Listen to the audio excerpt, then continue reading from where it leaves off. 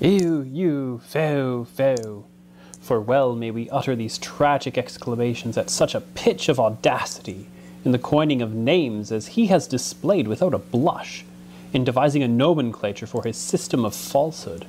For when he declares, there is a certain proarche before all things, surpassing all thought, whom I call monotes, and again, with this monotes there coexists a power which I also call henotes, it is most manifest that he confesses the things which have been said to be his own invention, and that he himself has given names to his scheme of things, which had never been previously suggested by any other. It is manifest also that he himself is the one who has had sufficient audacity to coin these names, so that, unless he had appeared in the world, the truth would still have been destitute of a name. But in that case, nothing hinders any other in dealing with the same subject to affix names after such a fashion as the following. There is a certain proarche, royal, surpassing all thought, a power existing before every other substance, and extended into space in every direction. But along with it, there exists a power which I term a gourd. And along with this gourd there exists a power which, again, I term utter emptiness. This gourd and emptiness, since they are one, produced, and yet did not simply produce so as to be apart from themselves, a fruit, everywhere visible, eatable, and delicious, which fruit language calls a cucumber. Along with this cucumber exists a power of the same essence, which again I call a melon. These powers, the gourd, utter emptiness, the cucumber, and the melon, brought forth the remaining multitude of the delirious melons of Valentinus.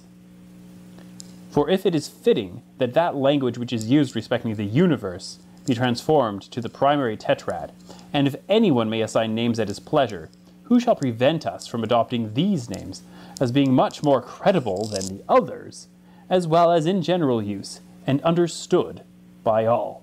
Irenaeus of Lyon, Against Heresies, Book 1, Chapter 11, Chapter 4. Professor of Christian History in Davenant Hall, and specialist in the history of the ancient church. Many people today are finding a dryness in their spiritual lives and their walks with Jesus. In this podcast, I introduce you to the history of our faith through the lens of the spiritual lives of our forebears in the faith and where they found fresh springs of living water. Come and journey with me. This week, we'll be looking at the delirious pumpkins, or melons, of Valentinus, or, to consider what would be a more clear and simultaneously more boring title, Irenaeus, Gnosticism, and Mysticism. I've chosen this title because we shall soon leave the 2nd century, which John A. McGuckin, in The Path of Christianity, the first 1,000 years, sees as one of the most important centuries, a great fertile century. And so we shouldn't leave it without looking at Irenaeus. And you can't really avoid Gnostics if you're teaching ancient Christianity these days. In our journey through the 2nd century, we've considered martyrdom, its place in the development of the canon and Christian worship. So, let's get mystical this week.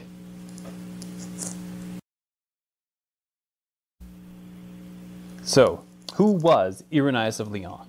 Well, Irenaeus was born sometime around 130, died around 200. He was from Asia Minor, in this lineage from the Apostle John to Polycarp, whom I've mentioned before, from the generation of the Apostolic Fathers, to Irenaeus. So he's sort of the 2nd generation after the Apostles. He was still very early. He is almost a living link with those who knew our Lord himself. He moved to Gaul, to Lugdunum, or Lyon, and he was there. He came after the martyrdom of the story of the martyrs of Vienne and Lyon, which is one of the famous martyr stories of the 2nd century. When he was a presbyter, he wrote a letter to the Bishop of Rome about something called the Quartodeciman controversy. We won't be getting into that here because there's just too much to say and not enough time to say it. But his works, we have a surviving one called The Refutation and Overthrowal of Knowledge, falsely so called, or more commonly, Against the Heresies, and another one on the Apostolic preaching. Neither of these survives in the original Greek. The Against the Heresies survives in Latin, and on the Apostolic preaching survives in Armenian. And then we have other works that have been lost, but we have surviving quotations by Eusebius of Caesarea, One is on the sole sovereignty of God, or that God is not the author of evil, and another on schism. We have other lost works, with no quotes at all, such as one called On the Ogdoad, Concerning Knowledge, and a little book of various discourses, in which he mentions the Epistle to the Hebrews and the so-called Wisdom of Solomon, with quoting certain passages from them. And that last quotation is from Eusebius of Caesarea's. Now, Against the Heresies is the big thing he's most famous for. It's his thing against the Gnostics. And I'm giving you a bit of a twofer this week, giving you both Irenaeus and the Gnostics in one. And a group that I think of the Ptolemaians or Valentinians in the city of Lyon are the occasion of writing this text. And this comes from him seeing from his perspective what one could call the cruelty of heresy. And he's seeing the damage that the Gnostics are doing to the ordinary Christians of the city of Lyon. So this book is really his pastoral response. This work, Against the Heresies, is divided into two main sections of unequal length. The first section is books 1 and 2, which focus on the Gnostic movement. Depending who you are, this might be your favorite part. The second section is books 3 to 5, which is a presentation of orthodoxy. If you're me, this is your favorite part of the work. Irenaeus may lay claim to be the first, quote, systematic theologian of the Church, but as John Behr notes in his recent book about him, Irenaeus' order of presentation is not what most later theologians will do. Thus, he is often misunderstood and can be very difficult to read. Thankfully, Behr laid out the structure of Against Heresies for us in his book, which is a really helpful book, his introductory book to Irenaeus. So I recommend that to you. I'll put it in the show notes. Now, Irenaeus is famous for a number of things. He is one of our earliest witnesses for the rule of faith, statements that we would essentially think of as being creedal. He is also one of our earliest witnesses for the apostolic succession. So this is the idea that the bishops of the major cities are in direct descent from the apostles. So he uses the city of Rome as an example, from St. Peter to his successors to Irenaeus' own day, but other cities can claim the same. So he's one of our earliest witnesses. He is also an early witness to the fourfold gospel, Matthew, Mark, Luke, and John, to which he allows no additions, such as the various gospels associated with the Gnostic movements. All of these things for which he is famous as one of the earliest expositors are in Against Heresies as part of his anti-Gnostic material. How do you know that what he calls orthodoxy is the truth? Well, it is taught in the churches with apostolic succession. There is no other secret truth that Valentinus and his followers can have had because they don't exist within the apostolic succession, right? Valentinus is a didaskalos who has set up his own daskaleia in the city of Alexandria. He is out with the bounds of Alexandrian succession and the apostolic episcopal succession of the city of Alexandria from St. Mark, who was the successor of St. Peter, right? Who was the chief of the apostles. So that sort of thing. Irenaeus, outside of these things, is also famous as an exponent of Christus Victor atonement theology, which is also called the classic view, or as in Gustav Aulen's book, Christus Victor, the classic idea. So allow me to quote Aulen for you about Christus Victor. It is the word of God incarnate who overcomes the tyrants which hold man in bondage. God himself enters into the world of sin and death, that he may reconcile the world to himself. Therefore, incarnation and atonement stand in no sort of antithesis. Rather, they belong inseparably together. The work of atonement is depicted in dramatic terms as a conflict with the powers of evil and a triumph over them. This involves a necessary double-sidedness, in that God is at once the reconciler and the reconciled. His enmity is taken away in the very act in which he reconciles the world unto himself. So that's Gustav Aulen, his book, Christus Victor. And an aspect of this atonement theology, as it is represented by Irenaeus, is, I do love a big Greek word, anakephalaiosis, or recapitulation. I also like a big English word. And this was made popular amongst evangelicals by Robert E. Webber's book, Ancient Future Faith. This is the idea that Christ, And reconciling the world to God is the second Adam, which of course is a biblical idea. And Christ lives a full human life, and his divine life is just cutting through all of human life, and that it is eternity intersecting history. Through his holiness, through his divinity, and through his obedience, Christ recapitulates Adam. He brings Adam back, or not himself, of course, but he is the antitype of Adam. And he sets the whole human race free from the bondage that Adam had brought humanity into. And this recapitulation is a rich concept running through much of St Irenaeus' thought, and it is well worth thinking on. The work of Aulen and Weber is useful, of course. I would recommend you read Irenaeus for yourself. But sometimes this presentation of Christus Victor is misunderstood. And people seem to think that Irenaeus has no room in his atonement theory for the cross. And this is not true. It is precisely on the cross and through his death that Jesus takes on and conquers the forces of evil. Something similar to what I in fact argued in my first ever Davenant Fellows lecture about St Athanasius. That was back in 2020. Now, Irenaeus summarizes the theology of Athanasius Against the Heresies in the final sentence of his work.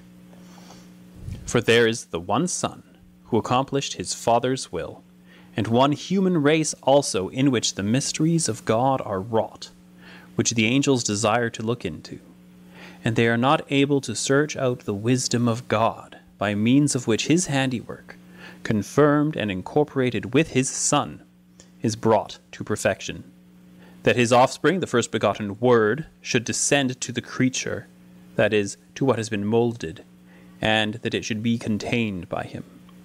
And on the other hand, the creature should contain the Word, and ascend to him, passing beyond the angels, and be made after the image and likeness of God.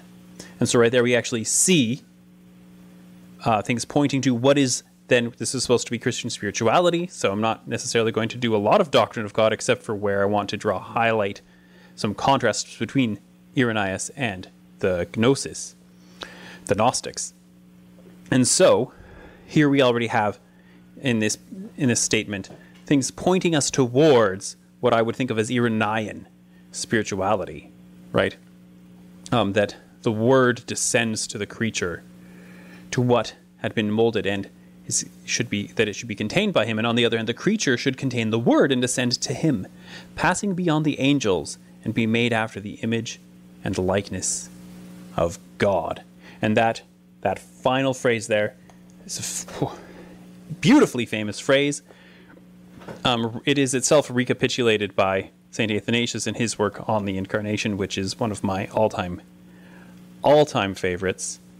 So you guys just wait till we get to the 4th century in this podcast. And so, thinking about Irenaean spirituality in that phrase, I'm going to actually read you some of these things.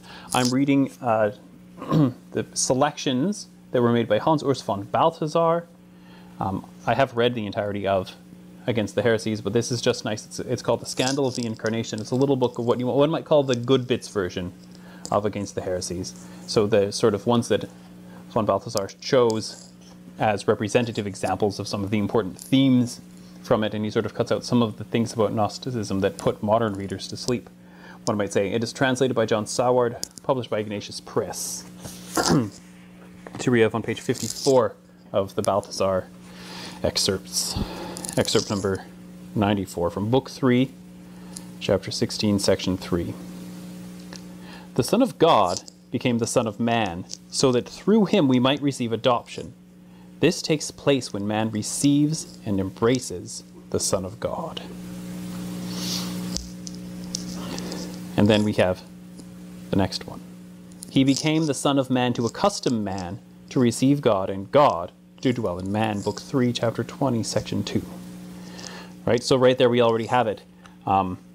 Why was the Incarnation there? Why did this extraordinarily wondrous event of Christian theology, the turning point of all human history, why did this take place? Why did it transpire? To make us humans ready for God and ready God for living in us, I guess you could say, making us able to receive him. And then the next one, in his immeasurable love, he became what we are in order to make us what he is. Right, and so that is the one that gets recapitulated by Athanasius. And this, I think, is it. This is it. He became what we are in order to make us what he is. God became man so that man might become God is the sort of recapitulation that is most famous of this. But this is it. Book 5, the preface. We are drawn upward to God so that we can become like him. Now, there is obviously a creator-creature distinction, but this is it. This is where the true spiritual ascent is located, through the great descent of God himself, which stands in contradistinction with Gnosticism, as we shall see. So, and then we have the proclamation of the Church alone is true, namely that God's own creation, which depends for its existence on God's power and art and wisdom, has borne God. In an invisible way, the creation is borne by the Father, but in a visible way, it does indeed bear the Word, and this is the truth. It's beautiful. I don't know what more you could ever really say about that. Number 99. In this way, he attached and united man to God. Had man not vanquished the enemy of man, the enemy would not have been justly vanquished. On the other hand, had it not been God who granted salvation, we could never have possessed it securely. And if man had not been united to God, he could never have become a partaker of incorruptibility. It required the mediator of God and men, through his kinship with both, to bring both back to friendship and concord, presenting man to God, revealing God to man. Book 3, chapter 18, section 7. And this right here, I'm just going to say this is a foreshadowing of things that will come to the greater precision and articulation and flowering in the theology of the 5th, 6th, 7th centuries, which is sort of where my playing ground actually is, in the teachings of St. Cyril of Alexandria, and then Leontios of Byzantium, right up to St. Maximus the Confessor, and then people like Mar Severus of Antioch, also playing with this in the 6th century. But this is it. This is the henosis kata hypostasin. This is the hypostatic union being foreshadowed right there. So it is absolutely beautiful. And you can see the seeds of later theology are already here in the work of Irenaeus of Lyon. So this is great and beautiful. There's a whole lot more to be found, but I just really wanted to share that with you because of sort of what we're going to be seeing soon. And another thing that I want to say about Irenaean theology, then, in terms of theologia, in terms of doctrine of God, is that he sees the Son and the Father in particular, but the Spirit is there as well as being divine, almost equally divine. He says in his other work on the apostolic preaching, he says, "Therefore the Father is Lord and the Son is Lord, and the Father is God and the Son is God, since he who is born of God is God. And in this way, according to his hypostasis, his being, in the John Behr translation, and power and essence, ousia, one God is demonstrated, but according to the economy, the oikonomia, of our salvation, there is both Father and Son, since the Father of all is invisible and inaccessible to creatures. It is necessary for those who are going to approach God to have access, prosagoge, to the Father through the Son." So there we see the economy of salvation, that the Son is the person of the Godhead who makes himself visible, right? And elsewhere, Irenaeus in Against Heresies talks about the Son and the Holy Spirit as the two hands of God. And so there's a very close identification. We are sort of a couple decades after Justin here, and we are moving towards Trinitarian theology already before the year 200. It is amazing. I am getting full confessional Trinitarian in this podcast today, unashamedly. So that is sort of the main thing I wanted to talk about here, because we can't talk about Irenaeus without talking about Gnosticism. But what is this movement that was his major target? What defines Gnosticism then? Well, there are a few things. One of them is dualism. Now, unlike, say, Zoroastrianism, the dualism of Gnosticism is not between roughly two equal and opposing gods. According to the Gnostics, who are not a monolithic group, there are multiple groups that end up being under this label. Some of them are Christian, some groups are not, and so then you wonder, well, what do we mean by Gnostic? But anyway, Christian groups that are Gnostic, let's say, these are characteristics they have. And so they have a dualism. There is still an ultimate good God. Nevertheless, there is a sharp division between the good spiritual world and the bad material world. This distaste for the fleshly is an ongoing problem in ancient religion of this period, as with Manichees, as with a guy called Marcion, and with the Docetists, but also for Platonists and Zoroastrians. And some people today think that Orthodox Christianity is dualist, like Gnosticism and Zoroastrianism. I have actually met people who say this is not an internet caricature, but this is not the case. While the sons of light may do battle against the darkness, or indeed banish the deeds of darkness, as prayed in the service of Compline in the Western Church, the fight is always imbalanced. Yahweh, the Lord of hosts, is never at risk of defeat. He is the Almighty, and the book of Revelation shows us his ultimate victory through the work of Jesus Christ. But they have this dualism between matter and spirit, basically. Matter, not so good. Because the material, then, this is the other thing, their teaching on matter is another point to consider. The material is something to be transcended or avoided or purged by the Gnostics. The material world is never, quote, very good, as one reads in Genesis 1. So there are some options here. One is that the material world is an accidental emanation from one of the many divinities emanating from the source of the universe. Now, these emanations are the target of the quote I read for the opening, where he's talking about the delirious melons or pumpkins of Valentinus. Or another option is that the material world is a creation of a false demiurge in which the spiritual is trapped and thus it is to be overcome. It is a prison for the fallen is another one. And so part of the goal of Gnosticism, regardless of what theory of matter they use, is to be set free from the material world, to be set free from the flesh. Therefore, they are often austerely ascetic, but sometimes they are also typified by their opponents as being licentious. Since matter doesn't matter, do as you please. The Orthodox Christian belief in a true incarnation of God in Jesus is unacceptable for them, as is the idea of the bodily resurrection at the end of all things. And since the Spirit is what really matters, Gnostics are big promoters of the mystical path of Christianity. And so in this way, and so here's another point where we get to the history of Christian spirituality, the Gnostic movement, for all that its dogmatic assertions are rejected, nevertheless becomes a catalyst for the orthodox refinement of mystical practice and mystical theory. And this sort of thinking about mysticism doesn't really seem to be a big issue in the sort of pre-Gnostic writers like the Apostolic Fathers and Justin Martyr. But increasingly during this conflict, especially when we get to Clement and Origen, who are both anti-Gnostic, it does. And as well, the Gnostic devaluation of the material world once again sharpens Christian thinking on the subject. Can we be licentious since matter doesn't matter? But wait, does matter matter? And yes, John 1 teaches us that matter matters. God took on flesh and pitched his tent among us. Genesis 1 teaches the same, with creation being very good. Now, another point I mentioned earlier that is time for you to have to listen to is the emanations from God to creation. Gnosticism takes on a fully transcendent view of the ultimate God. And this sort of transcendence is not unique to Gnosticism.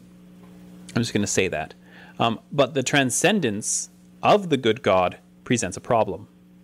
How on earth can we attain to him and to the spiritual?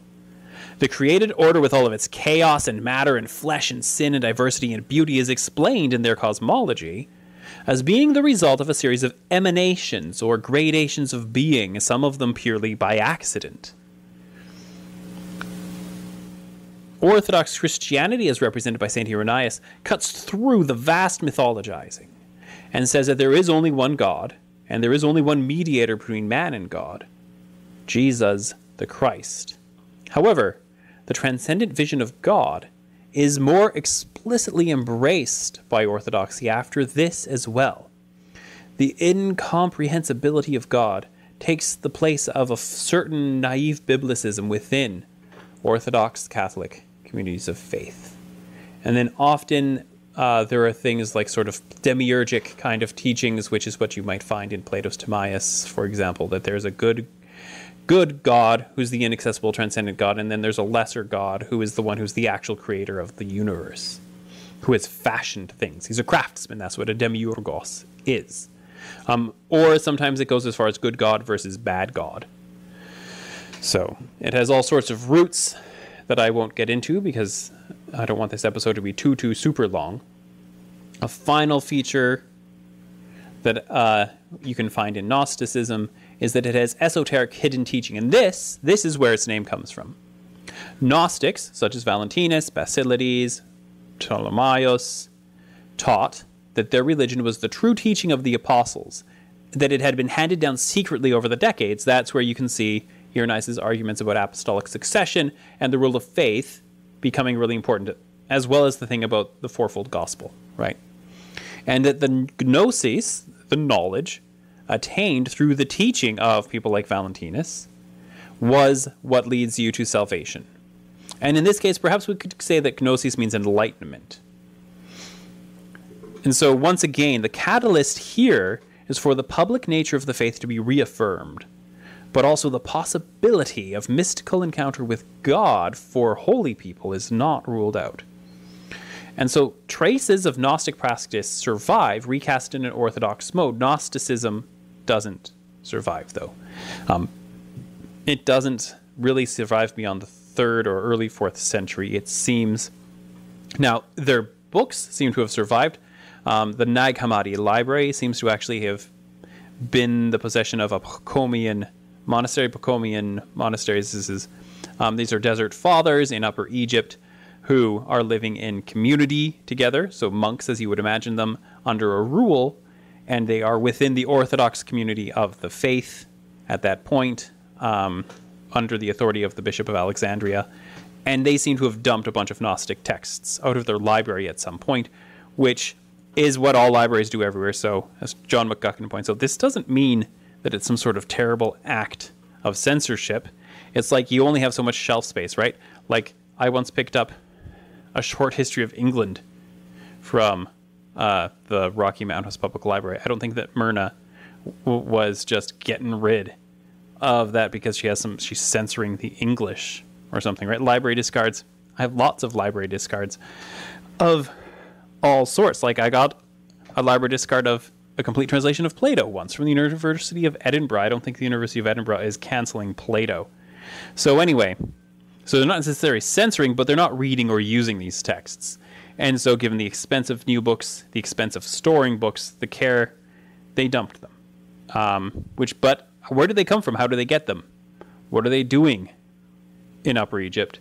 Maybe there are still some Gnostic communities. We don't really know. I've talked to some of my friends who study Gnosticism professionally, and it just sort of seems to die out. Unlike sort of the wider network of churches that we might call the Catholic or Orthodox Church, into which, of course, the Emperor Constantine gets baptized on his deathbed. So, but as I say, this mystical impulse of Gnosticism is one of the things that they bring to Christianity. But what the sort of Orthodox view that we find of Irenaeus that is so important is the fact that when you're reaching for the invisible God, you can't get there through gnosis. You have, like, however many emanations, and you can't actually ultimately touch God.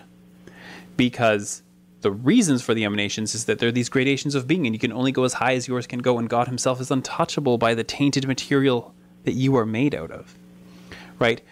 And because they want to rightly maintain the holiness and the beauty and the glory of God. But what Irenaeus says is that God himself, basically God is so powerful, so good, so beautiful, and so transcendent, he doesn't get tainted by coming down to us. Rather, he brings holiness into us by coming down. His holiness is so powerful that he is able to come and take flesh and dwell among us. And that simple act cuts through absolutely everything. It is revolutionary, transformative. It makes all the difference in the universe, makes all the difference to the universe, that the God who created everything took on flesh and dwelt among us as the man Jesus Christ. And he did so specifically out of his love for human beings. And this reaches down into us and enables us to go farther than we could ever ascend through the knowledge, through the enlightenment of Valentinus. It enables us to actually become like God because of his great love for us. And what we must do is receive it in faith, this great gift that he brings to us. And so this is the main reality of Irenaeus and his famous dictum. This is why he's super important, and this is his relationship with Gnosticism. So,